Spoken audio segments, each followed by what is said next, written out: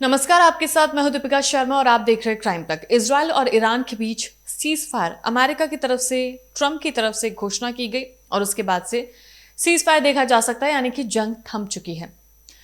लेकिन Iran, Israel और America, इन तीनों देशों में आखिर क्या बातचीत हुई? आधी रात को ये पूरी प्लानिंग की गई, आधी रात को ये तमाम चीजें डिस्कस की गई और फिर ट्रंप ने पोस्ट किया, जिसके बाद से खलबली मच गई कि आखिर ऐसी क्या बातचीत हुई, आखिर ऐसा क्या हुआ कि जंग अचानक से रुक जाती है।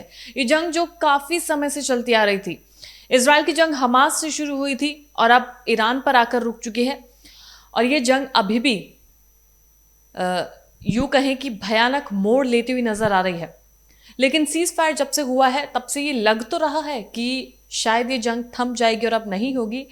लेकिन ईरान जिस मोड में है, ईरान जिस तरीके से बदला लेने के मोड में है, तो लगता नहीं है कि जंग ज्यादा दिन तक टिकने वाली है। ईरान का यही कहना है कि इजराइल अगर हमला करता है तो जवाबी कार्रवाई की जाएगी। लेकिन जो ट्रंप के शब्द थे, जो उन्होंने कहा, वो ये था कि हम शांति स्थापित करने जा रहे हैं। ये वो शब्द थे जब वो सीज फायर की घोषणा से पहले जब उन्होंने बातचीत की थी। ट्रंप ने ये जब बात अपने अधिकारियों से कहा तो उनका चौंकना लाजमी था। ये तब की बात है जब अमेरिकी B-2 बॉम्बर ईरान के 3 परमाणु केंद्रों को निशाना बना चुके थे और वहां पर बम गिरा चुके, जिसके बाद ट्रंप के ये शब्द थे कि अब वो शांति की स्थापना करना चाह रहे हैं।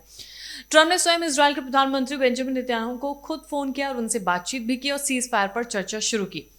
अमेरिकी राष्ट्रपति ने नेतन्याहू से बातचीत की और उसके बाद युद्ध विराम के लिए उनको राजी करने का बीड़ा उन्होंने खुद पर उठा लिया कि उन्हें युद्ध विराम करवाना है।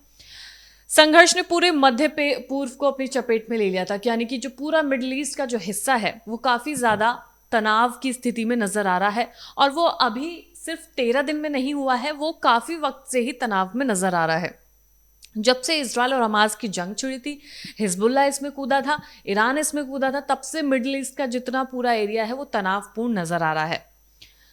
ट्रंप ने कहा कि जब उन्होंने ये पोस्ट किया कि अब जंग रुक चुकी है इजराइल और ईरान के बीच में, तो आज तक की एक रिपोर्ट सामने आई है जिसमें दावा किया जा रहा है कि ट्रंप के जो शब्द थे, उन्होंने कहा था कि ट्रंप ने कहा कि बीबी को फोन पर लो, हम शांति स्थापित करने जा रहे हैं। अब ये बीबी कौन है? दरअसल बीबी कोई और नहीं बल्कि बेंजामिन नेतन्याहू है। जिस अधिकारी ने बताया, उनका कहना है कि ट्रंप ने सीज फायर स्थापित होने से पहले अपने अधिकारियों को कई बातें कही। बेंजामिन नेतन्याहू को इजराइल में प्यार से बीबी कहा जाता है। इसके बाद ट्रंप और बीबी के बीच लंबी चौड़ी बातचीत हुई और जाहिर सी बात है सीज फायर को लेकर बातचीत हुई। नेतन्याहू इस बात के लिए राजी हो गए कि अब युद्ध विराम का समय आ गया है, क्योंकि जंग बहुत समय से थी, लोग परेशान हो गए, लोगों का जो नॉर्मल जो उनकी जिंदगी है वो तबाह हो चुकी है। हालांकि ईरान अब इजराइल पर और हमले ना करे, ये बात तब सामने आई जब इजराइल ने यह संकेत दिया कि वो ईरान पर अपने हमलों को जल्द ही समाप्त करना चाहता है। अभी अमेरिका का प्रेशर है, ट्रंप ने कुछ ऐसा कहा है, क्या चीज है, क्या वजह है, ये आपको आगे बताएंगे। ये बात तब सामने आई जब इजराइल ने संकेत दिया ईरान को कि अब वो हमले नहीं करेगा और उसने ये संदेश अमेरिका को भी दिया है। बातचीत के दौरान इजराइल को राजी करना तो मुश्किल था, लेकिन राजी किया गया। ईरान के साथ बातचीत करना कठिन काम साबित हुआ, क्योंकि अमेरिका द्वारा उनके 3 जो परमाणु जगह थे उन पर बॉम्बिंग की गई थी और उसके बाद से अमेरिका का ईरान से बातचीत करना कि वो जंग रोक दे, ये अपने आप में एक बहुत ही बड़ा मुद्दा है। कि जिस देश ने उनके परमाणु ठिकानों को बम से नष्ट करने की कोशिश की, वही अब सीज फायर की मांग कर रहे हैं, तो ऐसे में गुस्सा होना भी लाजमी है। अमेरिका द्वारा ईरान के 3 महत्वपूर्ण परमाणु स्थलों पर बमबारी के बाद तेहरान बदला लेने के लिए बेताब है। यहीं पर वो मौका आया जब कतर ने आगे अपना कदम बढ़ाया। CNN ने अपनी एक रिपोर्ट छापी है जिसमें कहा गया है कि नेतन्याहू से बात करने के बाद ट्रंप ने कतर के अमीर से बात की और उनसे कहा कि वो ईरान को इस बात के लिए राजी करें कि तेहरान युद्ध विराम पर सहमत हो जाए, यानी कि युद्ध विराम के लिए चारों तरफ से काफी कोशिशें की गई। इसके बाद उपराष्ट्रपति जेडी वेंस ने कतर के प्रधानमंत्री कार्यालय से पूरी बातचीत को कोऑर्डिनेट किया। जेडी वेंस के अलावा ईरान के साथ बातचीत में विदेश मंत्री भी शामिल रहे थे, अमेरिकी राजनयिक भी शामिल हुए थे, यानी कि बड़े बड़े जितने भी दिग्गज हैं वो इस युद्ध को रोकने के लिए शामिल हुए थे। ये पूरी चर्चा लगातार रविवार से कल सोमवार तक चलती रही और आज जाकर ये जंग थमी है। कतर के प्रधानमंत्री से बातचीत के बाद ईरान ने युद्ध विराम प्रस्ताव पर सहमति जताई। इसके बाद ट्रंप ने मंगलवार की सुबह यानी कि आज ट्रुथ पर सोशल मीडिया पर यह पोस्ट किया कि अब जंग रुक चुकी है। उन्होंने लिखा कि इजरायल और ईरान के बीच इस बात पर पूरी तरह सहमति बन गई है कि पूर्ण युद्ध विराम होगा।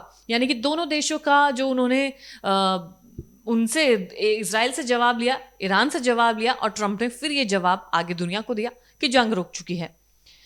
ईरान ने शुरू में सीज फायर से इनकार कर दिया था। उन्होंने ये माना ही नहीं कि ऐसा कोई समझौता भी हुआ है, लेकिन बाद में ईरान के विदेश मंत्री अब्बास अराक्ची ने यूटर्न लेते हुए कहा कि सीज फायर दुश्मन पर थोपा जा रहा है।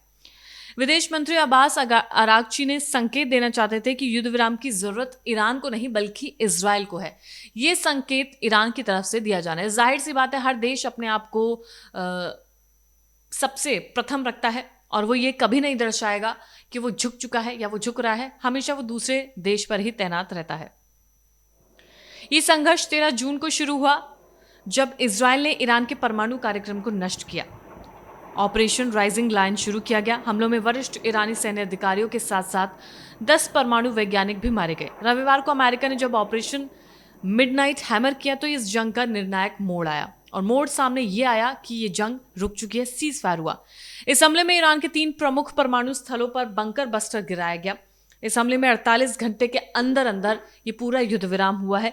युद्ध का नुकसान काफी ज्यादा है जो दोनों देशों को देखना पड़ रहा है, लेकिन 48 घंटे के अंदर 48 घंटे सिर्फ लगे अमेरिका को और ये जंग रोक दी गई। हालांकि क्या आगे तक सवाल यही खड़ा होता है कि आगे भी ये जंग रुकी रहेगी? क्या ये सीज फायर चलता रहेगा या इसका उल्लंघन होगा? हालांकि कई रिपोर्ट ऐसी भी सामने आई कि सीज फायर के जस्ट पहले ही कई बमबारी हो रही थी। सीज फायर के बाद भी ये भी कई रिपोर्ट्स में दावा किया गया कि ईरान ने सीज फायर का उल्लंघन किया और इजराइल पर बमबारी की। हालांकि जिस तरीके से ये दोनों देशों की बातचीत अमेरिका के जरिए सामने आ रही है, क्योंकि अमेरिका ही यही बता रहा है कि अब सीज फायर हो चुका है, अमेरिका ये बताता है कि परमाणु जगहों को नष्ट कर दिया गया है, तो इस पूरे मुद्दे में कई चीजें हैं। वर्ल्ड पॉलिटिक्स को समझना बेहद जरूरी है। दुनिया जो मिडिल ईस्ट है, मिडिल ईस्ट के पूरे इलाके में किस तरीके की लोगों के अंदर दहशत फैली हुई है, ये समझना जरूरी है।